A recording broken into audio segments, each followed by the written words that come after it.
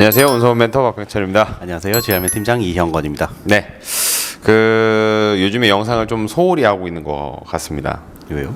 보통 이제 영상 그래도 주에 2개씩 찍었는데 저번 주에는 하나밖에 업로드를 못해서 네. 좀 아쉽다.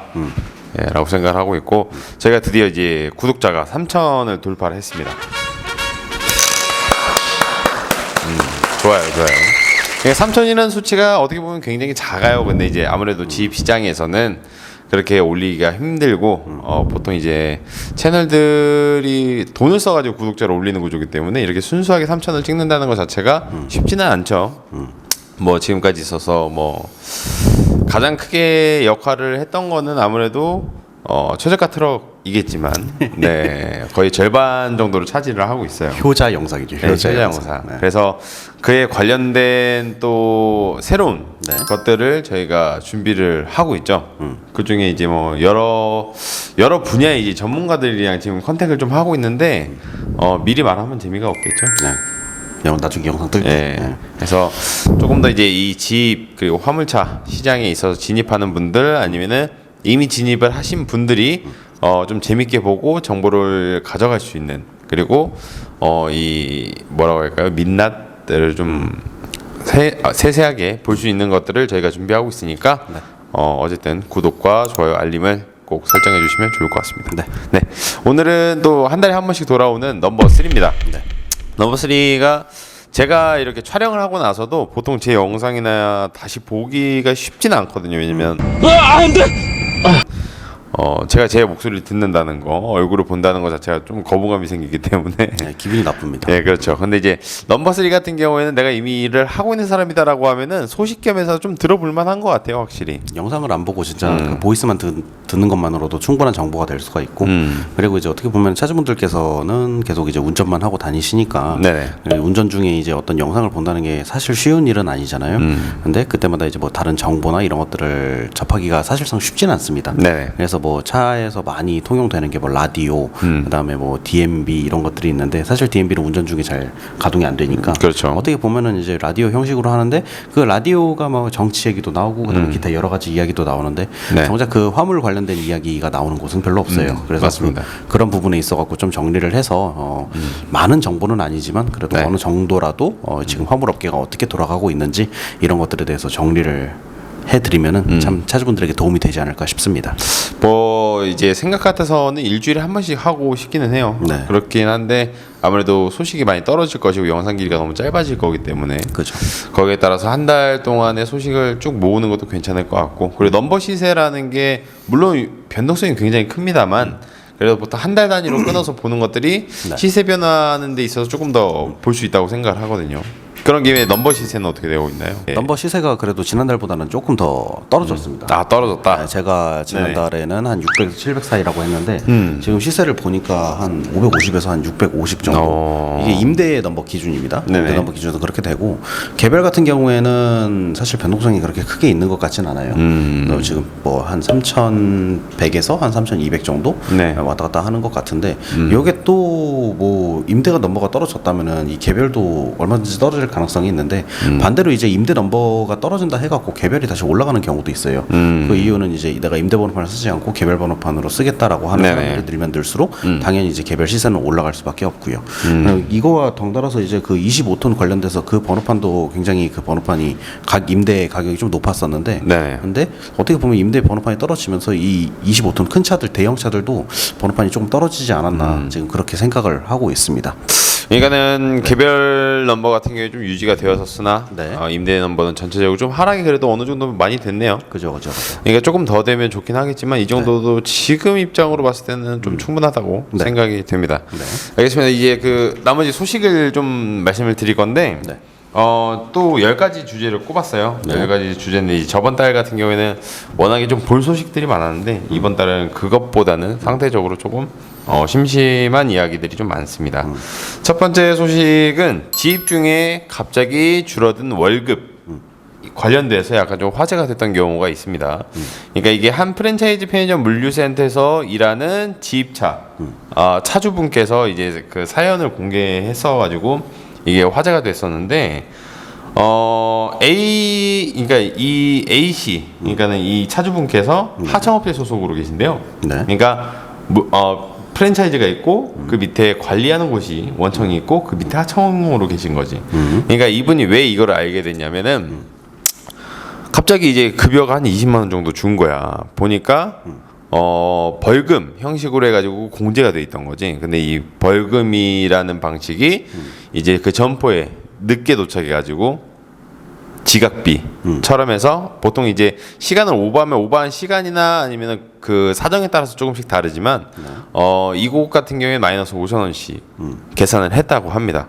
그래서 20만 원 정도가 부과가 되었었는데 문제는 뭐냐면 계약 당시에 이런 페널티가 존재한다라는 걸 알고 있었으면 상관이 없어요. 보통 그런 식으로 페널티 사항을 적어놓게 되는데 5천 원씩 공제를 했는데 20만 원 공제를 했다고요? 그렇죠. 그러니까 그것도 좀 말이 안 되는 상황이긴 한데 40일을 늦은 거예요?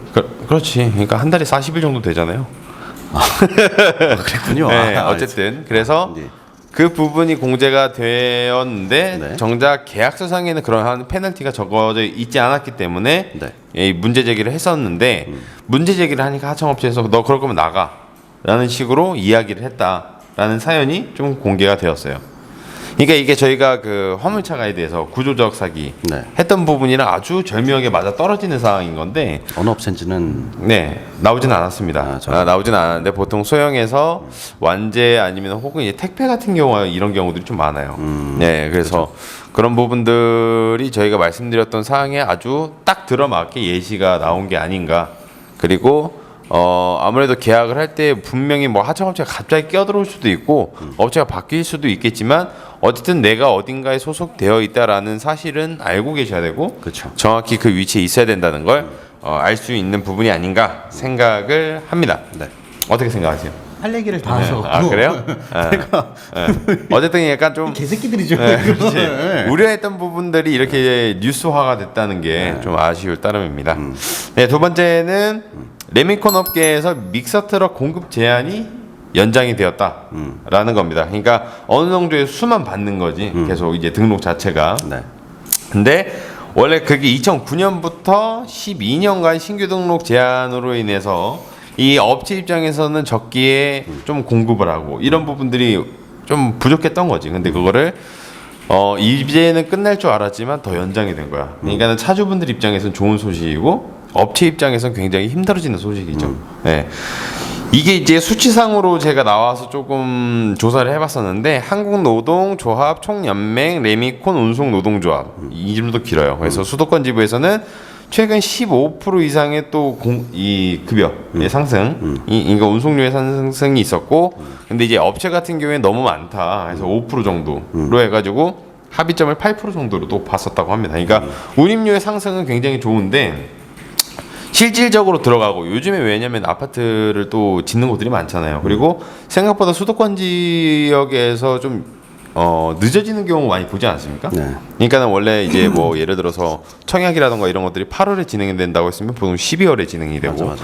하는 부분들이 아무래도 이런 레미콘이나 믹서 같은 경우들이 좀 더 신규 등록이 제한이 됨으로써 이뤄지는 사태라고 볼 수가 있죠. 그러니까 당연히 차주분들 입장에서 너무나도 좋은 소식이에요. 근데 업체 입장에서는 계속 이런 식으로 하면 어느 정도 또 이제 현장에 이런 것들을 포기할 수 있는 가능성들이 또 많아지기 때문에 그러니까 이게 진짜 잘 쓰면은 좋은 건데 이건 진짜 양날의 검이고 그렇죠, 그다음에 이제 자칫 잘못하다가는 황금알을 낳는 거위에 배를 가르는 꼴이 될 수가 있기 때문에 이 부분에 있어 갖고는 어떻게 보면은 어쨌든 일이 있어야 이제 뭐가 있고 그렇죠. 하는 것처럼 근데 뭐가 정답인지는 알 수가 없지만 네, 그렇죠. 그러니까 지금, 계속 저울질을 애매모호하다. 하는 건데. 맞아요. 이게 어쩔 수가 없는 부분이긴 하지만 지금은 솔직히 말하면은 객관적인 입장에서 보면 조금 너무 차주 쪽으로 치우쳐져 있는 거 아닌가라는 생각이 들기는 합니다. 물론 이게 일종의 뉴스이기 때문에 또 업체가 어떠한 행위들을 하고 뭐 문제점이 있고 한지는 아직은 몰라요. 그렇지만 일단 수치상으로만 봤을 때는 그런 부분이 좀 있다라는 거고 최근에 굉장히 큰 화제가 되었던 게 있는데 카케리아 한 대가 불법 개조를 했다가 사고가 났었어요. 근데 그게 19명 가까이를 중부상을 시켰다고 합니다. 그래서 이 운전자는 구속 송치가 되었는데 이 카캐리어가 뭐가 문제였냐면 불법으로 늘린 그리고 좀 더 과적을 했던 게 문제가 되었습니다. 그거 하나밖에 없어요. 그러니까 중량을 너무 많이 초과를 했었고 근데 이게 참 슬프면 슬픈 일이지만 차량이라는 게 굳이 뭐 카캐리어가 아니더라도 윙바디나 이런 것들도 어쩔 수 없이 늘어나고 과적을 하게 되는 게 아무래도 운송료가 하락을 하고 있고 한 현실 때문이 아닌가라고 생각을 합니다. 어떤 짐이든 다 이제 책임지고 운송을 해줘야 되니까 그래서 울며 겨자 먹기로 이제 운송을 하는데 그걸 네. 만약의 경우에 사고가 났을 때 그걸 차주한테 다 뒤집어 씌운다는 것 자체가 참 네. 이것도 아이러니한 부분이에요. 그래서 이 부분에 있어 갖고는 조금 그 법적인 부분에서 차주를 조금 더 배려할 수 있는 법이 나왔으면 좋겠는데 사실상 그 법을 내는 사람들이 전부 다 이제 본인들이 운송업에 있지 않다 보니까 지금 계속 이제 탁상 행정하고 요즘에 떼법이라고 표현을 많이 하더라고요. 그런 식으로 막 이제 생기기도 하니까 네. 어떻게 보면 이거 좀 가슴 아픈 이야기가 아닌가 좀 그런 생각이 듭니다. 좋습니다. 자, 그다음 네 번째 소식은 경남 경찰에서 야간 휴게소 화물차 불법 주차 단속을 합니다.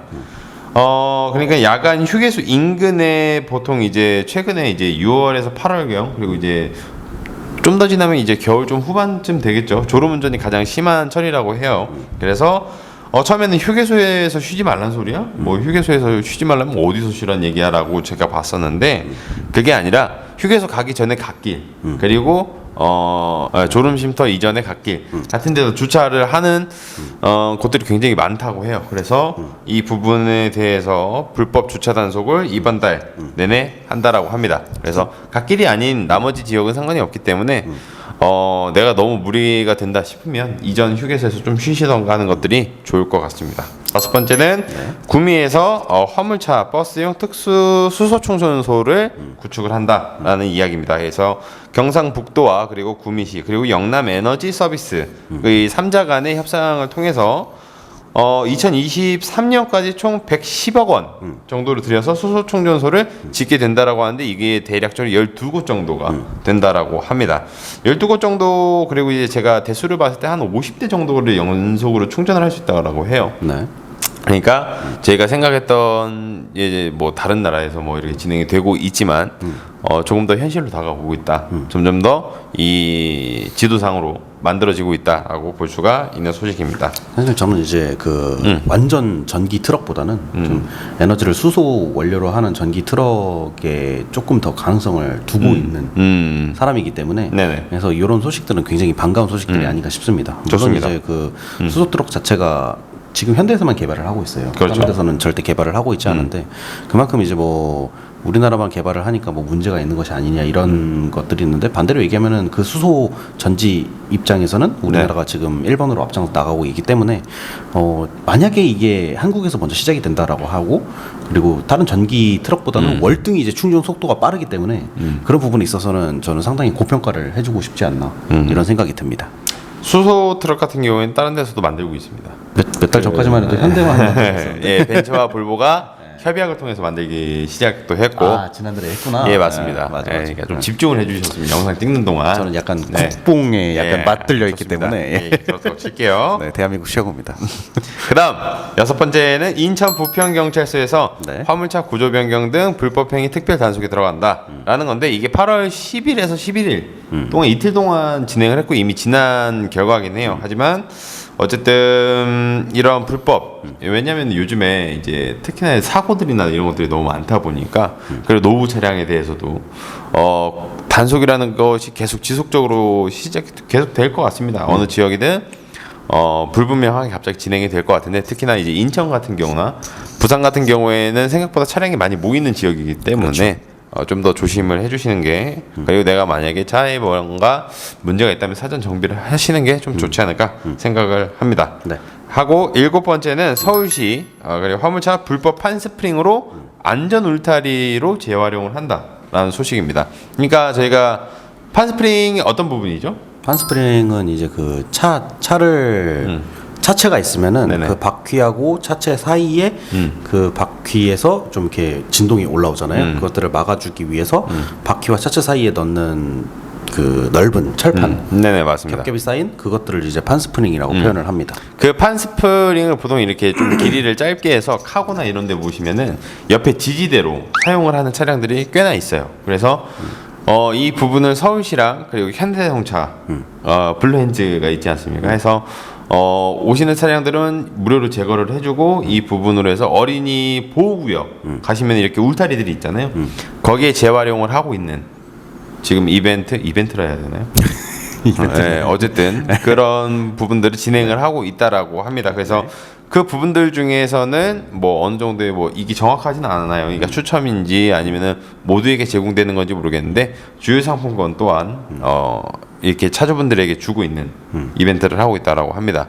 그러니까 어차피 걸리는 것들이기 때문에 특히나 아까 제가 말씀드린 대로 단속행위가 조금 더 심해지고 있기 때문에 만약에 지금 판스프링으로 개조를 해서 옆에 지지대로 쓰고 계신 분이 있다면 무료로 제거를 하시고 주유권도 받는 것들이 좋지 않을까.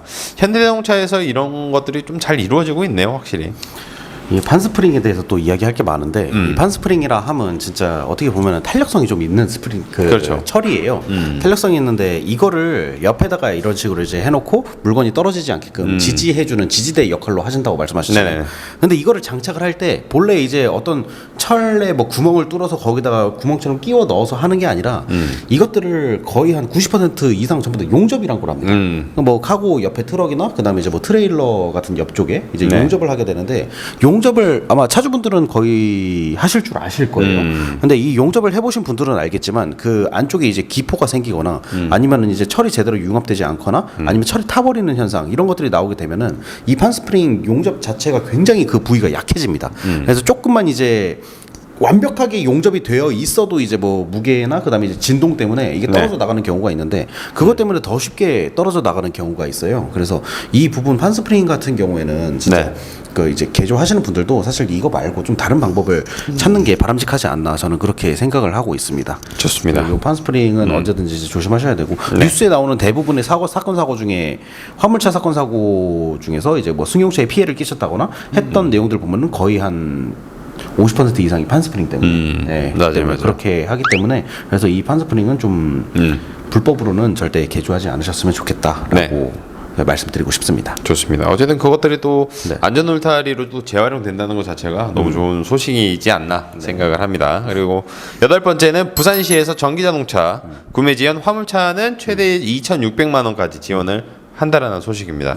이게 근데 이제 대수가 그렇게 크지가 않아요. 이제 부산시에서 2021년 전기자동차 구매보조금 지원 사업을 추진한다고 밝혔다. 이게 지난번에 제가 대구나 이런 부분들에 대해서 말씀을 드렸는데 총 사업비가 12화 국비를 통해서 250억 원 정도가 확보가 되어 있습니다.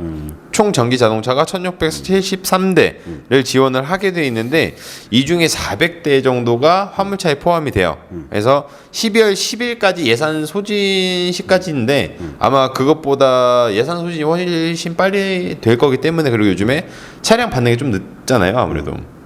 그래서 뭐 예를 들어서 뭐 지금 전기차다라고 하면은 가장 큰 게 포터 EV겠죠, 아무래도. 포터 EV가 가장 빨리 나오죠. 그렇죠. 그래서 혹시나 관심 있으신 분들은 최대한 빨리 준비를 하시는 게 좋을 것 같습니다. 그리고 최대가 2,600만 원이지 그렇다고 2,600이 전부 나오는 건 아니기 때문에 하실 때 꼼꼼하게 금액이 어느 정도 되는지 확인을 해보시는 게 좋지 않을까. 이 부분도 이제 말씀드리고 싶은 게 이게 지금 그 소형차 어떻게 보면은 이제 우리가 매장 가서 쉽게 살 수 있는 그런 소형차라고 생각을 할 수가 있는데 이 EV 모델 그러니까 전기 모델 같은 경우에는 그 소형을 하시는 영업사원들 분들이 굉장히 이제 꺼려한다고 해요.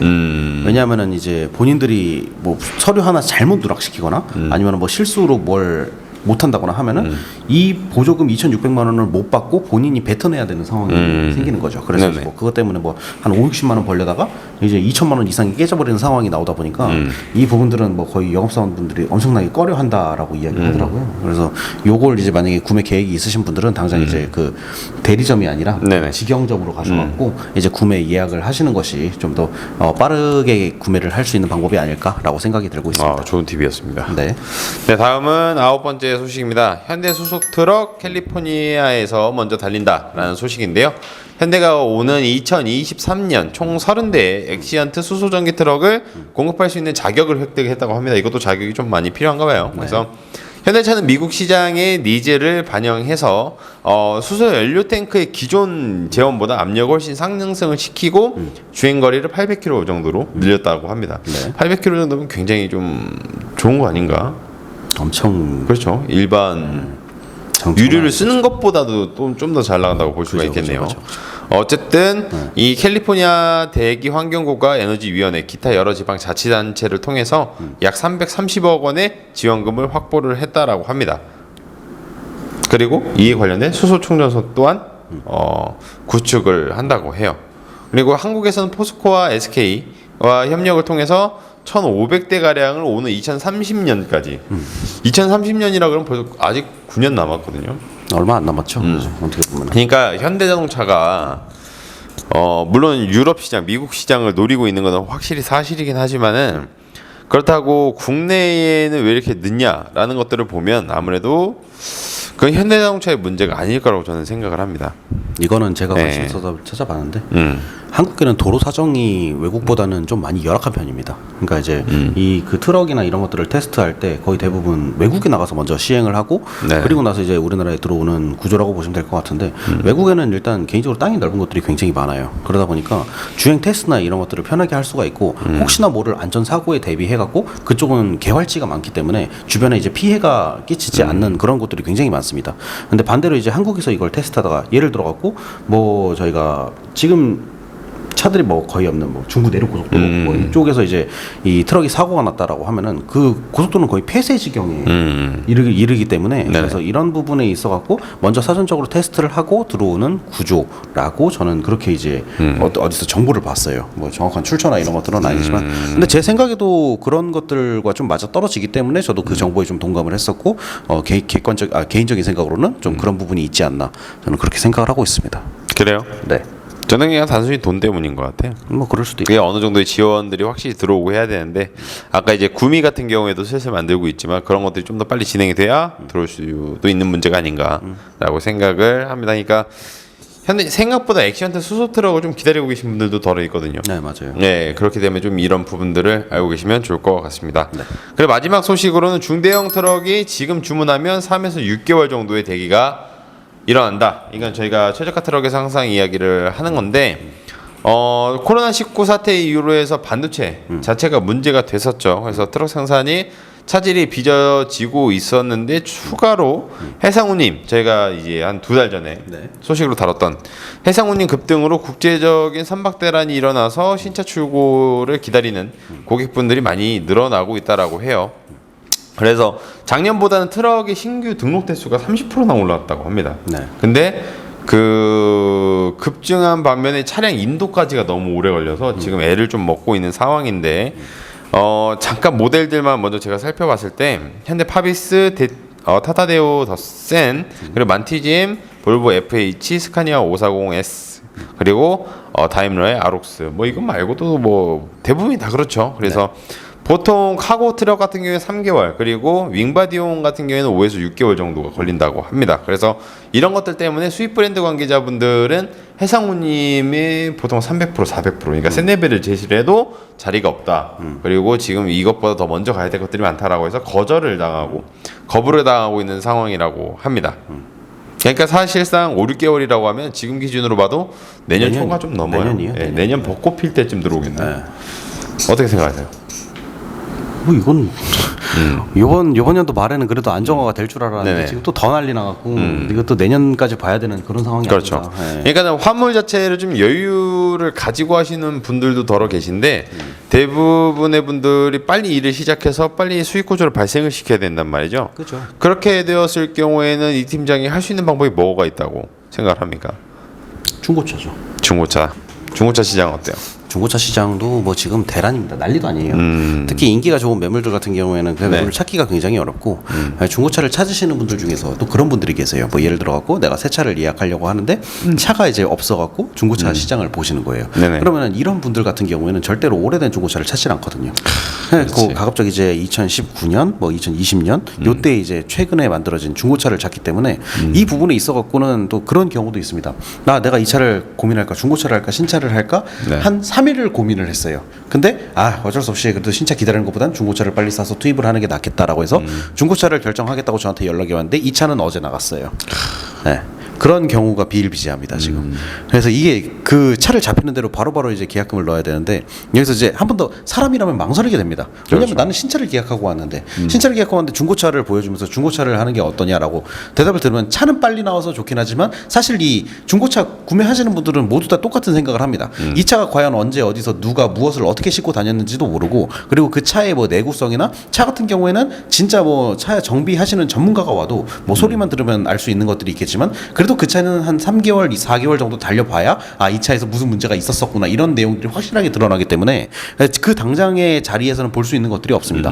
그러다 보니까 이제 조금이라도 더 생각을 해보고 마음의 준비를 하고 그 사이에 이제 그 차가 다른 쪽에 나가는 거죠. 그렇지. 예전 같으면 좀 기다릴 수가 있었는데 지금은 그렇죠. 네. 지금은 좀 고민 좀 해볼게요 하면 차가 없어지거든. 그렇다고 계약금 걸기에도 참 애매한 그렇지, 그런 모델이기 때문에 그래서 이걸 어떻게 할까 고민을 하다가 그러다가 이제 차가 날아가고 또 이제 일이 미뤄지고 그런 경우가 지금 좀 비일비재하게 있습니다. 그럼 중고차 시장의 차량 같은 경우에는 가격이 약간 좀 올랐다고 볼 수가 있을까요? 올랐죠. 왜냐하면은 이제 그 새로운 신규적으로 들어오는 모델들 같은 경우에는 이게 어쨌든 들어오면 차가 나갈 걸 알기 때문에 그래서 그 금액이 조금 더 상승이 됐다라고 보시면 될 것 같아요. 이 금액이 상승시킨 요인은 아무래도 이제 맨 처음 차주가 있으면은 그 차주가 이제 비싸게 팔기 때문에 그 이후에 이제 쭉쭉 금액이 다 올라가서 최종 소비자까지 가격도 조금 올라갔다라고 보시면 될 것 같습니다. 좋습니다. 이 부분도 저희가 나중에 또 기획하고 있는 게 있으니까 봐주시면 좋을 것 같고 오늘 넘버 3는 여기서 마무리를 하도록 하겠습니다. 다음에 또 재밌는 소식 가지고 돌아오도록 하겠습니다. 네, 이상 운송원 멘트 박병철이었고요. 지하면 팀장 이형건이었습니다. 감사합니다.